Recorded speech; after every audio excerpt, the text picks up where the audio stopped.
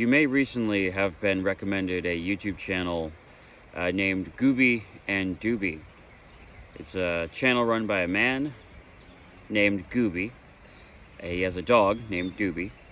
And the main bulk of his content on his channel has been 10-hour, videos of just cameras aimed at beautiful views like the one behind me. Really all around me, surrounded by trees and water and rocks. It's very beautiful. And, it's more like that meditative type of content, just a nice shot for 10 hours. No music, just nature. And I like that. He's also made videos involving, poetry and, showing off, adventures with his dog, DOOBIE.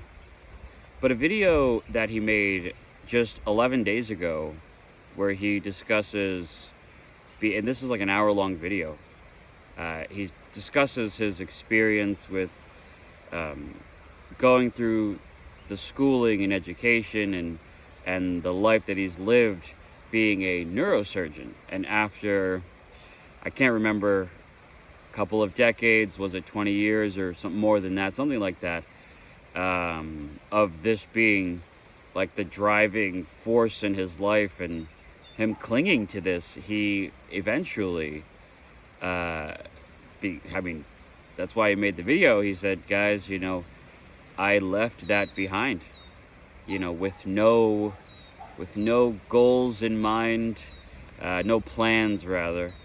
And it was such a big chunk of his identity, the pressures from, society, the pressure he was putting on himself, the pressure from, I'm assuming coworkers and all of that, just kind of made him feel like I need to have a solid job to afford life. And if I don't continue what I've been doing for the past 20 years, then, what is my existence, and this video blew up, right now it's just shy of 9 million views in under 2 weeks, in 11 days, so it's a lot of eyeballs. Jeez, buggy out here. Not as buggy as it was in his video, though. A lot of the comments for that video, you guys can, again, you probably recommended it, so you've probably seen this guy, the entire hour-long video, mosquitoes are just flying all around him, and yet he's still, barely addressing them, and he's just, trying to get his message out.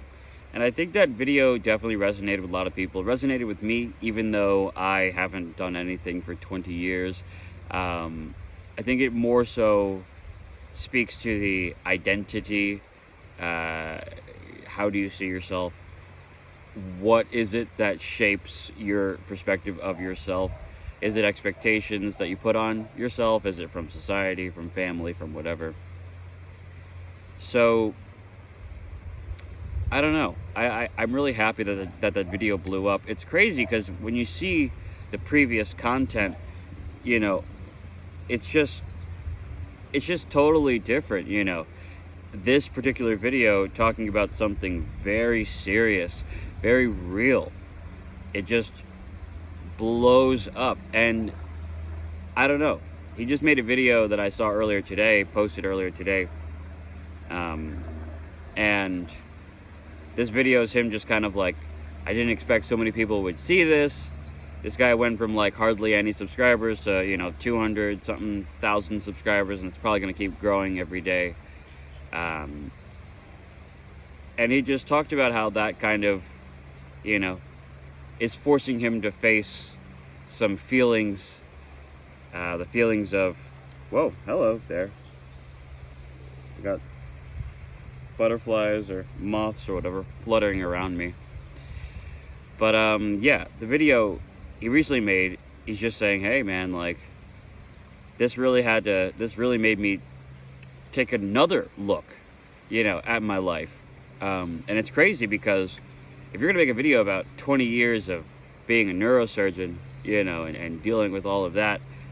And then, a bunch of people see it, and then that makes you make an even closer look, at yourself. I just feel like that's very interesting, So even when you think that you've done something, maybe that's just the first step. So I guess for this video, I really just wanted to give my respect to Gooby. Anyone who is a pet owner and who loves their pet, they're gonna get, some points with me. But definitely I want to give my respect to him, because he didn't get popular by trashing anybody. He didn't, get views for anything other than people just being able to relate, to the struggle.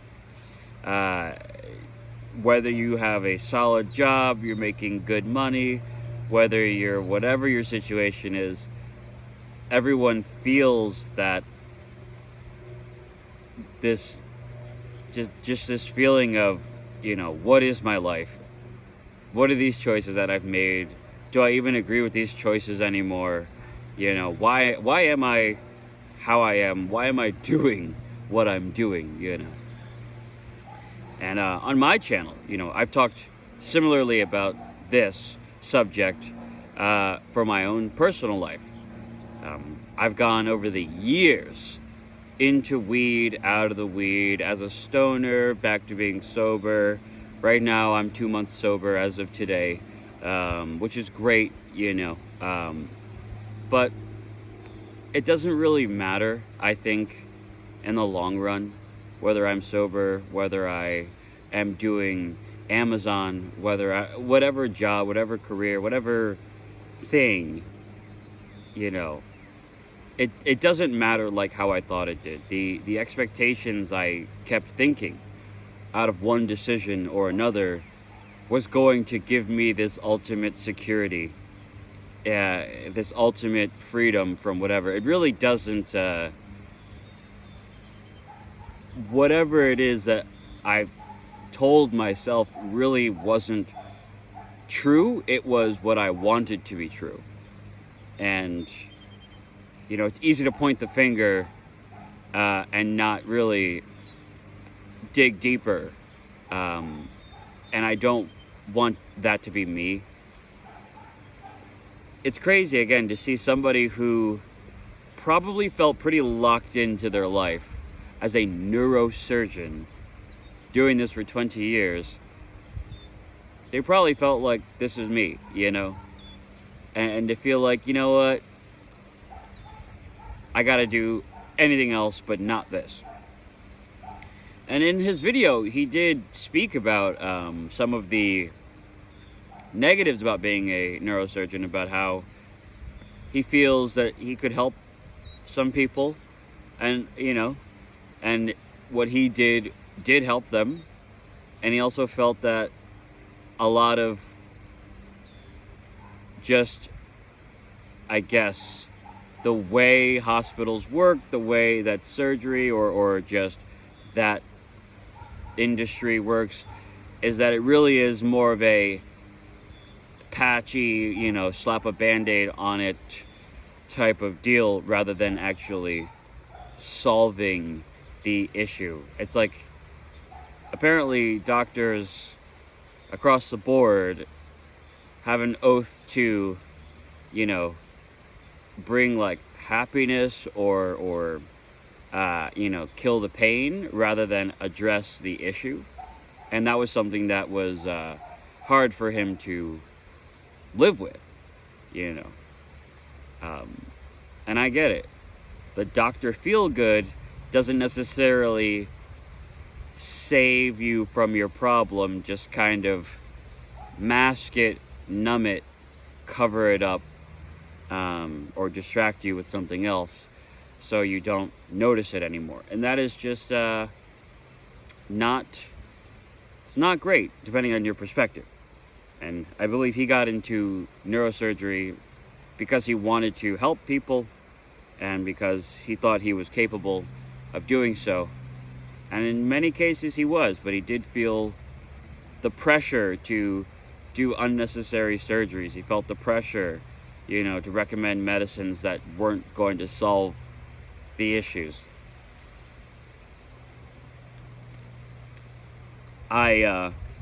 Just to speak about myself for a minute, I personally have, you know, my own diagnosis of cyclothymia. It's a mood disorder, and I've addressed this with CBT, cognitive behavioral therapy, as well as drugs, a few different types that I can remember, just different pills and stuff.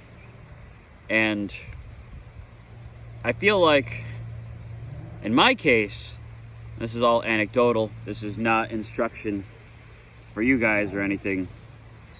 In my case, it felt like whenever I would take these things, it would be in hopes that it would solve or save me from the mood swings and all of that, you know. Even my sobriety of 2 months now, but I've been sober for much longer in the past for the same reason, to address the mood swings. I really thought that this pill, that pill, this pill, that pill, an amount of weed on a somewhat regular basis or a regular basis, I always thought that was going to address the mood issue.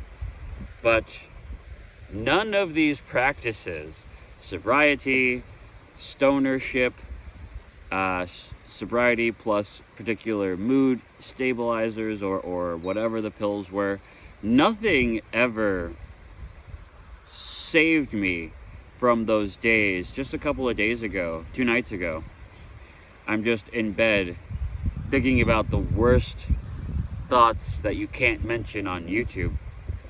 And it just bothers me because the morning before, or the morning of, and the day before, I'm flying like a cloud, flying, you know, fly me to the moon, I want to see above the stars. Like, that's how I feel. Like so many people with like a bipolar-esque, you know, mood disorder, you're flying high, it feels amazing. And then, and then it is balanced out with the poop end of the stick, and that is the despair. It's crazy to feel like I can literally do anything. Like, whatever goal I have in mind, you guys know I'm a surfer. I want to spend as much time as I can surfing in the ocean, getting stronger, building my stamina, my endurance, catching more waves, building confidence in the water, all of that. And it's crazy how certain days I'm like all about it. I know how to make it happen. I've got a plan directly in front of my nose. I know it's going to happen. And the very next day, you know, not even triggered by anything, I'll just feel like, yeah, I really wish a bus would just, you know. And it's just terrible, because how can one live a life consistently if you are in the dumps and above the clouds on a regular basis? It really is a 3 steps forward, 4 steps back kind of deal. It's a mess, you know. Really, it's like 3 steps forward, 2 steps back, because, you know, hey, life is still going on, and I have made some achievements despite the things that are the gray days, so to speak. So, but this video isn't necessarily about myself, maybe myself in relation to Gooby and Doobie. I do suggest you guys check out that video just because it does help you, or at least me, to be able to relate to somebody else who maybe they live in a completely different country, maybe they speak a different language, maybe they're married and I'm single, maybe they just have a different life entirely, but we're all the same in that we have feelings, perspectives, and pressure, you know, to be a certain way.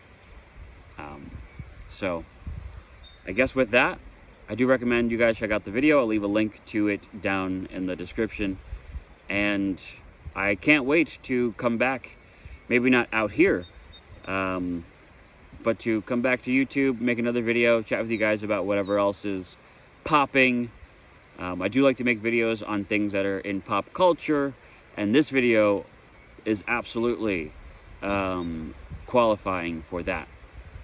So I wish you guys luck, and don't forget, from this 28-year-old New Yorker currently residing in Rhode Island,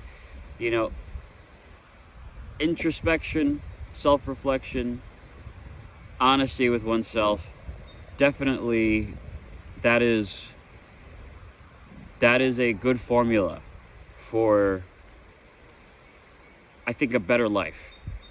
Maybe it won't be better tomorrow or the day after, but I think it provides, those are the tools that can provide you a foundation, and from there you can pick a direction.